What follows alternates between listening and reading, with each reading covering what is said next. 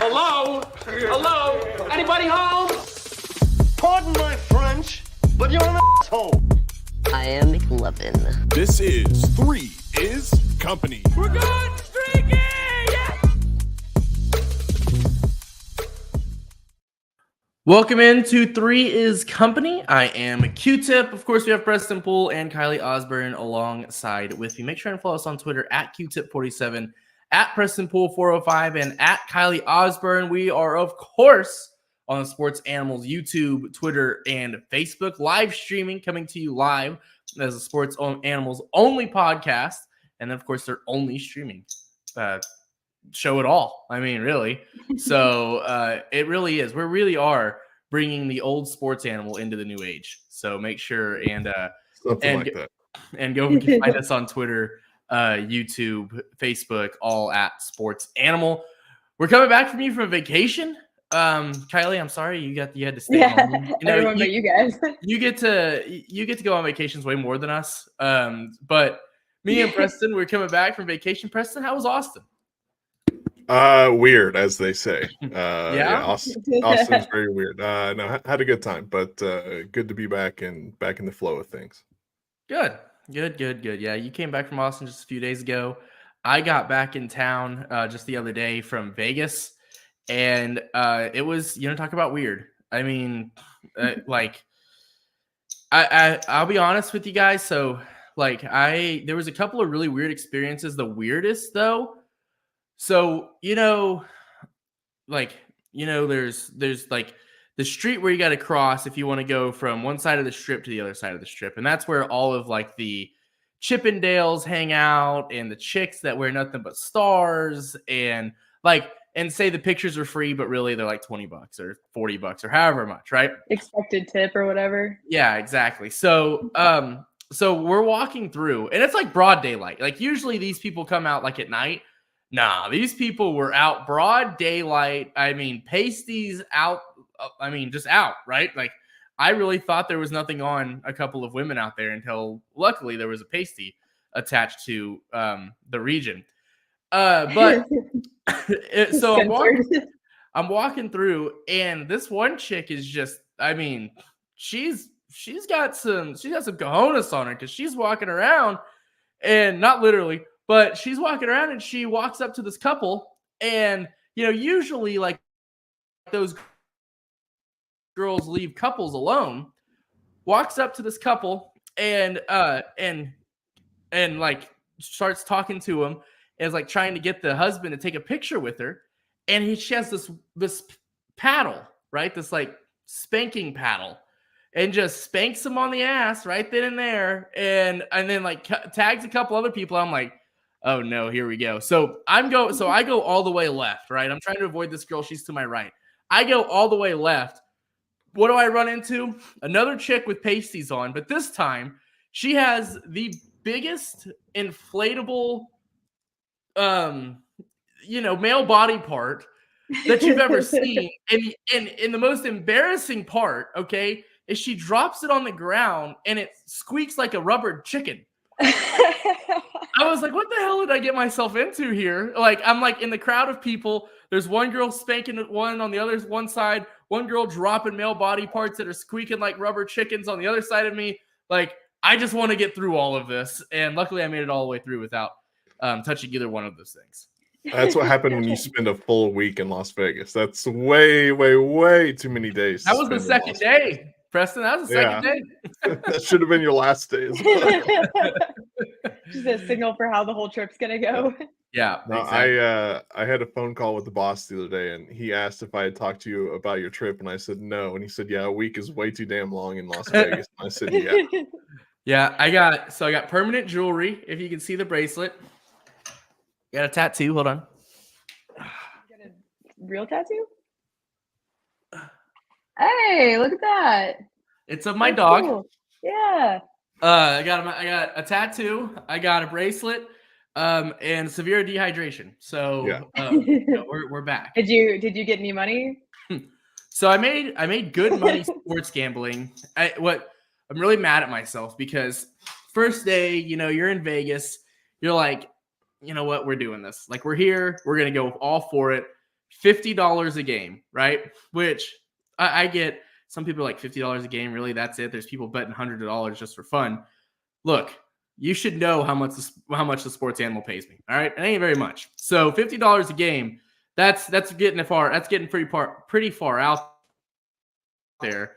And then I won some money that first day, and I was like, okay, that was a little extreme. I came to my senses a little bit on the second day. If I wouldn't have come to my damn senses, I would be up like $1,000. But instead, I bet little money. I'm only up a few $100s, and then I cashed out and came home with it. So on the sports betting, I was good. On the blackjack table, you see, I have the issue of not being able to sleep in during vacations. Okay, so 6 o'clock in the morning rolls around, and I'm awake, like I'm ready to go. When did you go to bed? 11, midnight, 1, 2. In Vegas? Okay, yeah. Yeah. Should have been going to bed at 6 a.m. Well, okay. Look, I mean, the tables get crowded at 11 midnight, and they It's like, jack oh, it's time for bed. they jack the table minimums up. Like I'm not betting $50 a hand. That just ain't me, right? I was struggling betting 25 a hand, but 6 a.m. I'm like, all right. I'm like, let's go downstairs and let's play some, because it's pretty dead at 6 a.m. And that's whenever I lost all my money. So tables got me. That and betting on South Carolina to go to the Final Four. That'll Hey, South Carolina did cost me some money, but good thing is I didn't place a season-long bet on them because you know how much I hate futures. So, yeah. What team you should have bet on, though? That is the Clemson Tigers, who you said were one of the worst teams heading into the tournament, and now they find themselves in the Elite Eight after taking down a great Arizona squad just earlier today. Let's see if I can find Clemson's schedule here, because you're right. I mean, they are red hot, but seriously, here was Clemson's schedule. They going into the tournament in the month of March, they had won one game. They had beat Syracuse. They had lost to Notre Dame. They lost to Wake Forest. They lost in the first round of the ACC tournament, again, as a 6th seed to Boston College. And then they get into the NCAA tournament as a 6th seed and beat New Mexico, who I thought for sure was going to beat them. Go against Baylor. I'm like, okay, yeah, Baylor's going to wipe the floor with them. Nope. And then, like you said, they beat Arizona, a really, really good Arizona team. So, by the way, I have a question for you. Did you notice a player named Caleb Love on the Arizona Wildcats? Yeah, he played at UNC. Do you know why he moved from UNC? I saw like a headline or a tweet, I should say. I think it might have been a headline, but just vaguely I saw. Allegedly, Caleb Love hooked up with RJ Davis, who is North Carolina's star, his girlfriend. And that's why he had to transfer out, because could you imagine those two in the same backcourt? Yeah. Yeah, that'll do it 10 times out of 10 right there. Yeah, that'll ruin a relationship. Girlfriend or mom. So How is this in a headline? Like, I just want to know how that gets leaked. Like, do they not come up with something else? Or I mean, everything's on the internet these days. Yeah, I know. I'm just I'm wondering who in that situation was like, oh yeah, he was hooking up with my girlfriend or whatever, to the press. Oh, I'm sure. Well, the problem is the girlfriend was also a Kentucky basketball player. So yeah, so I'm gonna guess that she probably told a member of the team. The member of the team, whispers and rumors fly around, and that's all it is right now is an alleged rumor. It's not like there's video evidence or anything. So that we have access to anyway. But no, you're right. The Clemson basketball team, one game. They won one game going into the tournament in the month of March. Well, it doesn't matter. They've won 3 now, headed into the Elite Eight. And we don't know who they're playing right now, but I'm gonna guess it's I don't know what the score is of this North Carolina game. I'm gonna guess it's North Carolina that's gonna play Clemson tomorrow. But Preston likes to freezing cold take me, so we'll see how long that lasts. Someone's got to do it. No, but the NCAA tournament's been a lot of fun. What did you guys think of? How'd you say his name? How do you say his last name? Is it Jack Doherty? Golke? Yes, thank you. From Oakland? Yeah, Golke. Oakland, yeah. I didn't have any real audio the entire time I was in Vegas. But it's crazy how much that guy has turned one game into such a great NIL deal. I mean, he's at the Barstool HQ right now in the gambling hut thing with Big Cat and Jersey Jerry, and he's got a whole merch line with Barstool.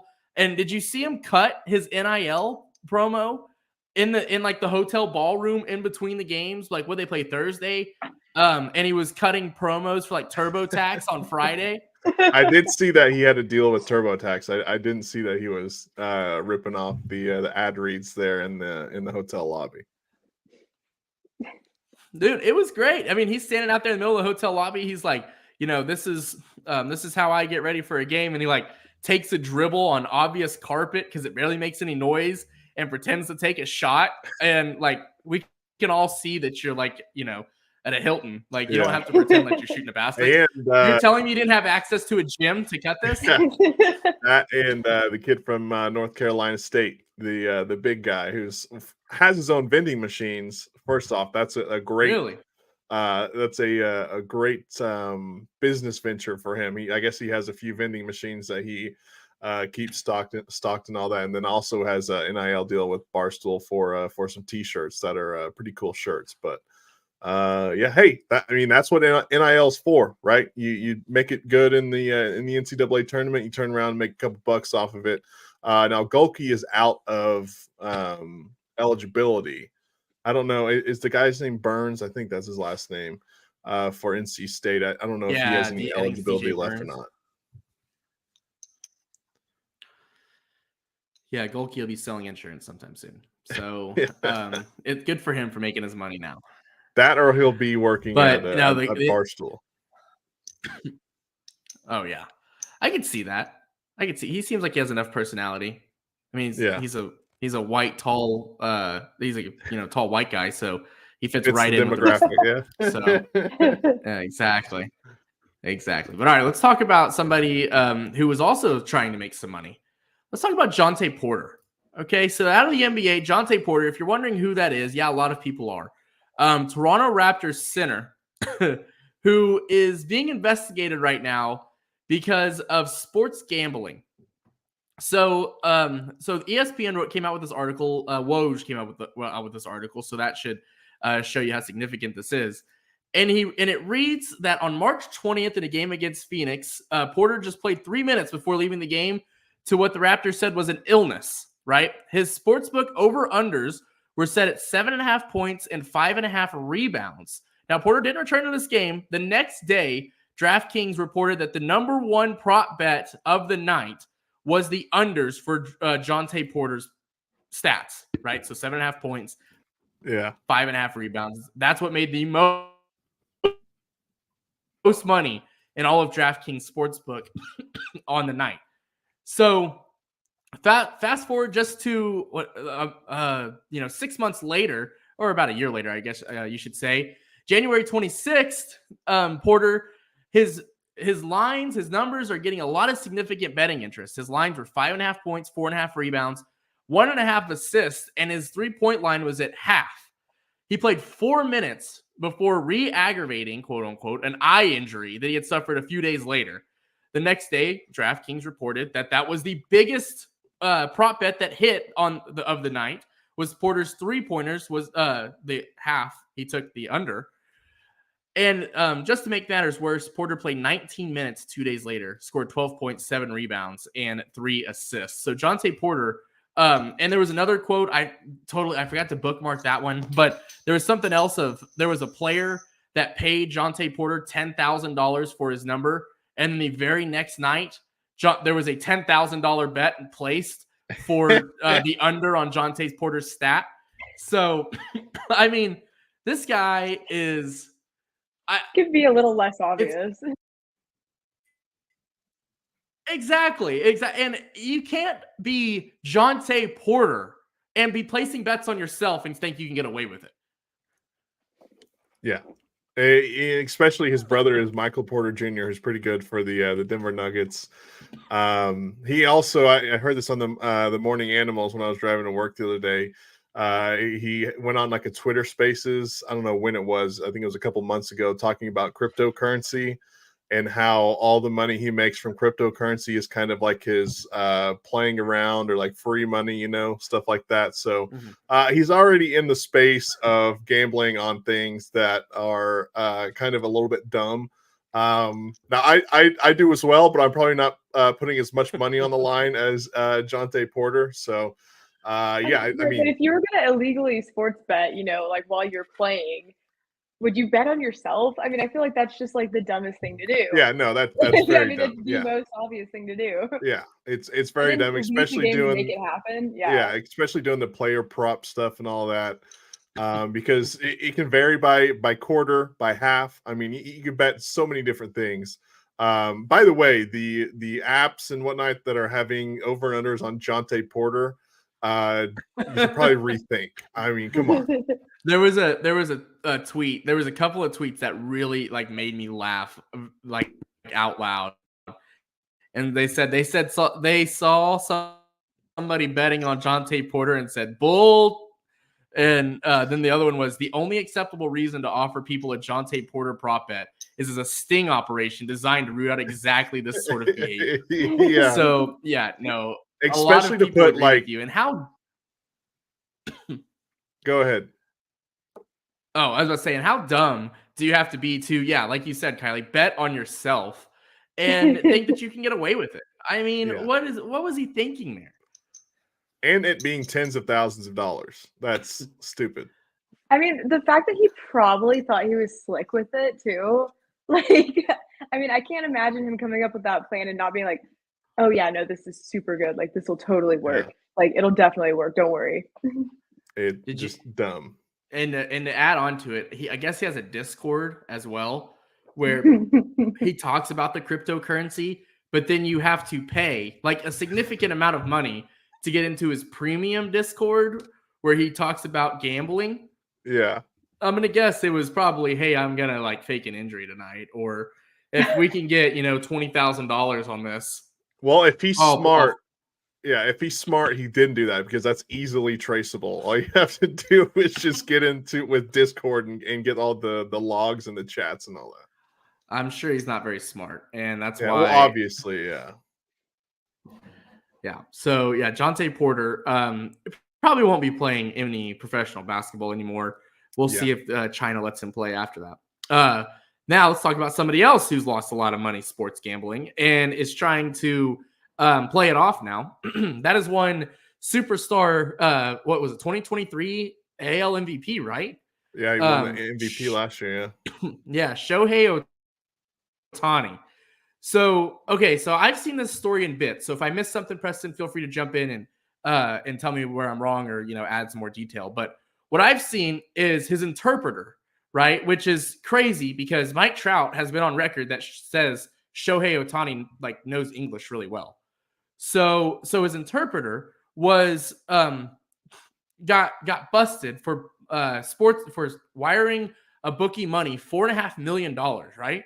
Yeah, is what the amount was, and first it came out was, what did it come out was like, oh, Shohei didn't know, and then it was, oh, this money got stolen from Shohei Ohtani, and so Shohei Ohtani went from, oh, I don't know what that is to, oh, he stole all this money from me. But I think everybody has been able to see straight through it and knows that Shohei Ohtani was betting on sports, a lot of money on sports. And he was trying to get away with it by wiring money all these different places and having his interpreter do it for him. And now he has a fall guy pretty much. I mean, at least that's better than betting on yourself, like, and then leaving a game. Truly. Yeah. Well, we have examples of Shohei. So the thing is, if he didn't bet on baseball, this is a non-issue. Who cares, right? Now, if you bet on baseball, bet on Dodge or Angels games. I mean, then it's an issue. But it's not an issue if he's not betting on baseball. So who cares? It's just the fact that $4 million is out of his account, and whether it got taken from his interpreter or he gave it to his interpreter to pay off debts, I tend to believe that it's probably just the interpreter took the money and to pay off his Ran. debts. Because apparently when Shohei lived in Japan still, Shohei's mother took care of all his finances. So I'm assuming that the guy, his interpreter, whenever he moved to the States, his mother could no longer take care of his finances here in the States. And so he just hired the interpreter to take care of his finances for him, interpret for him. But yeah, I mean, I don't think, obviously it's a big deal that one of the best, well, the best player in the whole entire MLB is wrapped up in a gambling allegations. But if he didn't bet on baseball, it's a non-issue for me because, I mean, who cares? Have you seen the conspiracy theories out there? You want me to read them to you? I mean, I know you're going to, so just go ahead. So, July 22nd, 2022, a bet of $1 million was placed for the Atlanta Braves to score over 6.5 runs against the Los Angeles Angels, parlayed with Braves minus 3.5. The bet was placed with the bookie in Shohei Ohtani's hometown. The pitcher for the Angels that day was Shohei Ohtani. The stats for Shohei that day were 6 1/3. That's how you say it. Sorry. 6 1/3, 6 hits, 6 earned. Again, remember the line was 6.5, and 1 base on balls. At the plate, he was 0 for 3 with 2 strikeouts. July 4th, 2023, a bet was placed in the same hometown with the same bookie for $4.2 million on the over for the Padres run total. You want to guess who was pitching? That's right. I mean, yeah. 5 innings pitched, 5 earned runs while going 0 for 3 at the plate. There was a $10 million bet placed with the same bookie, same hometown, a parlay with 20 plus 2,500 odds. The Astros minus 1.5.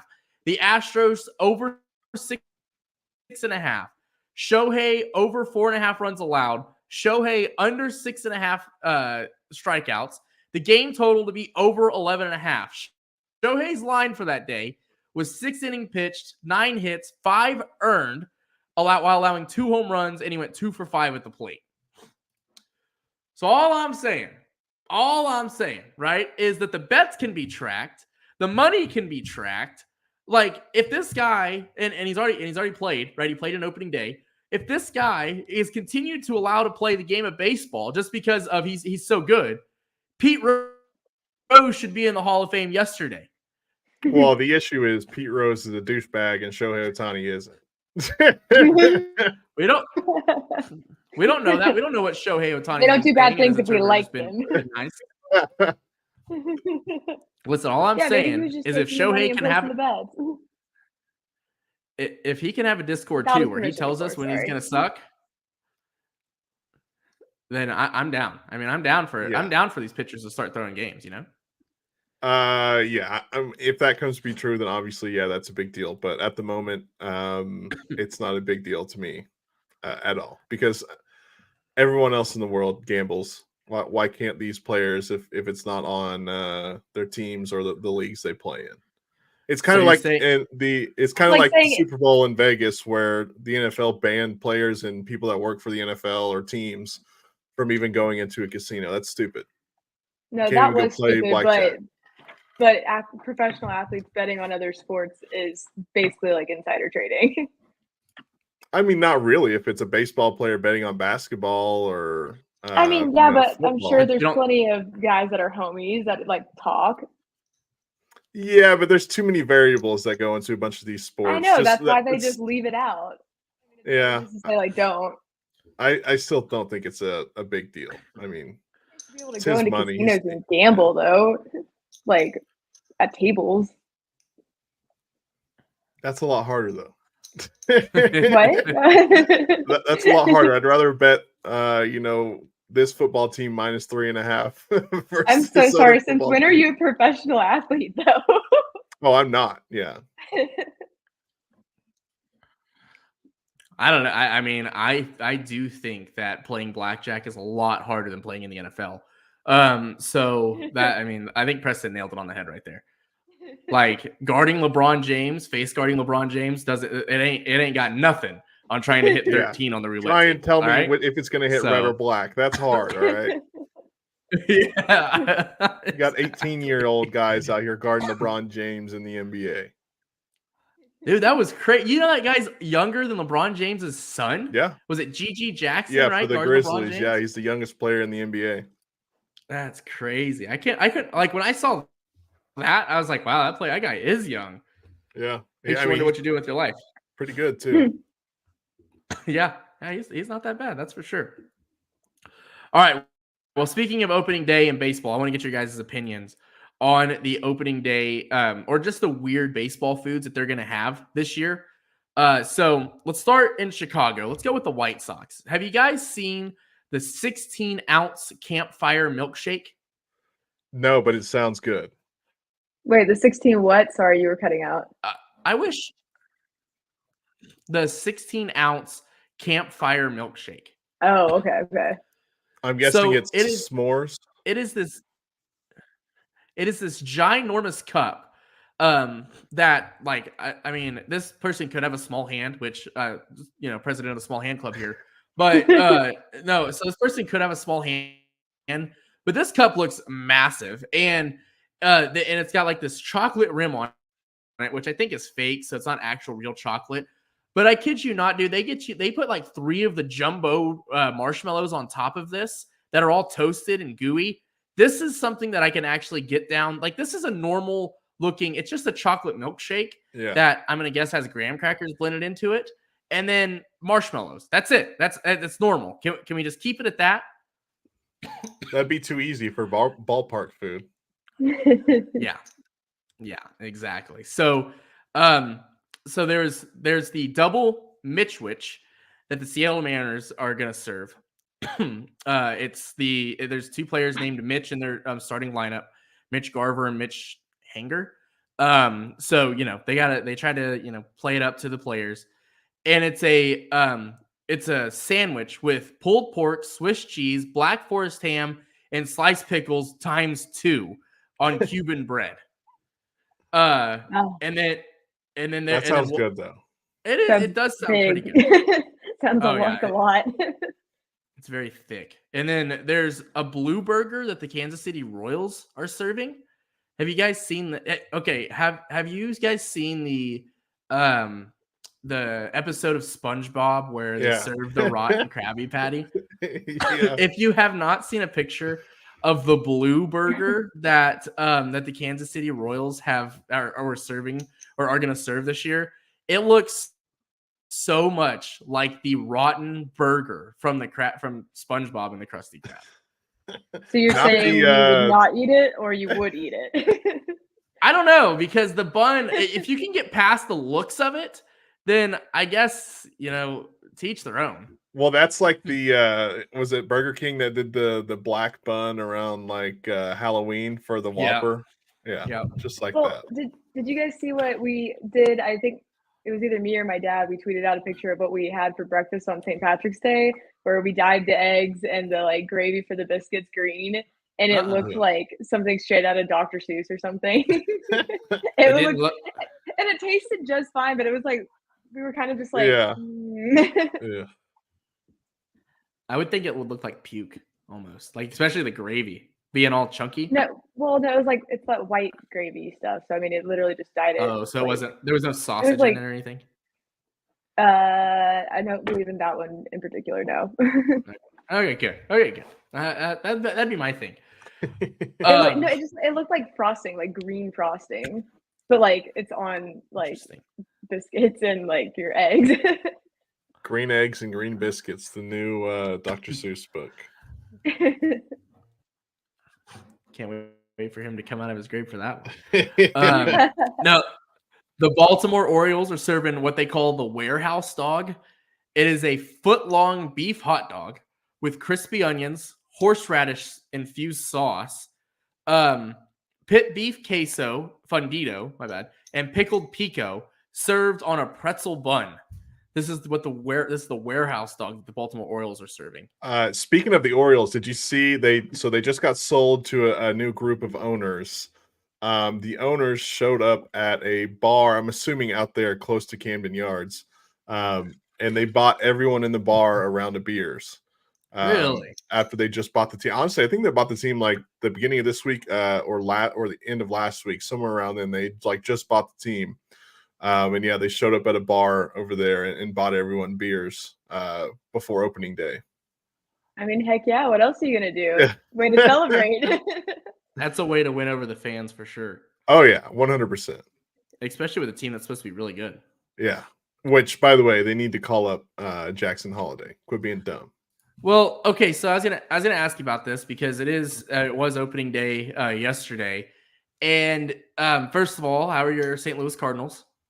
No, we'll circle back around to that in like July.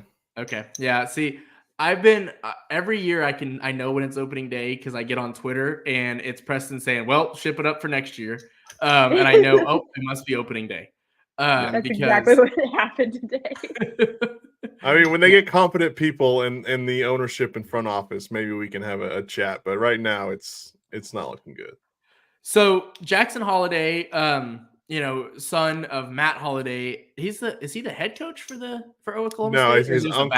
his uncle is the head coach. I don't know if Matt is actually like on staff as a coach or just like a support member or something like that. Okay, so it gets drafted to the Baltimore Orioles, killed it in Double-A. Did he get all the way up to Triple-A last year as well?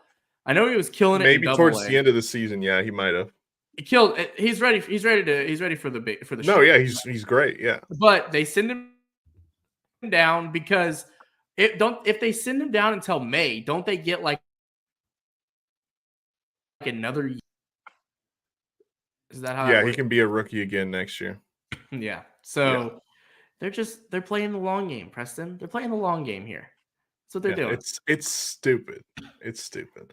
And I haven't seen if was it Paul Skeens made the Pirates roster or not, but he's another guy that for sure needs to be in the big leagues if he's not. He's a pitcher too, right? Yeah. Yeah. And he shoves. He's good. He's still dating Libby Dunn too. That's what the streets are saying. Yeah, not a bad day to be a baseball pitcher. Justin Verlander really ruined that for like every single other athlete because you could be like a normal looking guy but be a baseball player, and for some reason like girls like Kate Upton just it's because he had millions and millions of dollars as well. That also helps. All of the other professional athletes have millions and millions of dollars. I don't know what it is about baseball players. They're douches. They're douchebags. As a former baseball player, I do not accept that. You're proving my point. Just the pants, guys. That's all it is. Okay. I'm glad. Great. It's great knowledge. So I'm gonna get some baseball pants and walk around my house and see if Kaylee will just and see what Kaylee will do. So I'll let you guys know how that works. Probably tell you to take them off and quit being a weirdo. Nah, I don't think. I think you guys need to understand the power of the leg. Yeah. You need to do just the pants and like the helmet. Yeah, there we go. Yeah. I don't know if you guys have seen the new Willy Wonka movie, but it talks about the power of showing a little thigh. So. Oh yeah, too much of a musical for me. I quit like halfway through. I actually have haven't no seen it heart. yet, and I'm kind of scared too. No, I mean I just didn't want to go to see it in theaters. Sorry. It's on HBO now, I believe. But yeah, I was expecting like like the other Willy Wonkas that weren't like too much of like they had songs and stuff like that, right? But this one is just basically almost full musical. You have to see it, Kylie, because Josh Giddey is the lead star in it. So, but I do want to ask Preston one question before we get out of here. Preston, who you got in the World Series? Who do I have in the World Series? Obviously, it's got to be the Dodgers, right? Yeah, out of the NL, I would say either the Dodgers or the Braves. The AL, the AL. Pick the young guns. Fun pick. I don't know if the Rangers will be able to repeat. Obviously, that's pretty tough to do. I think they still have a good squad. I'm trying to think of another team that I can pull off the top of my head here.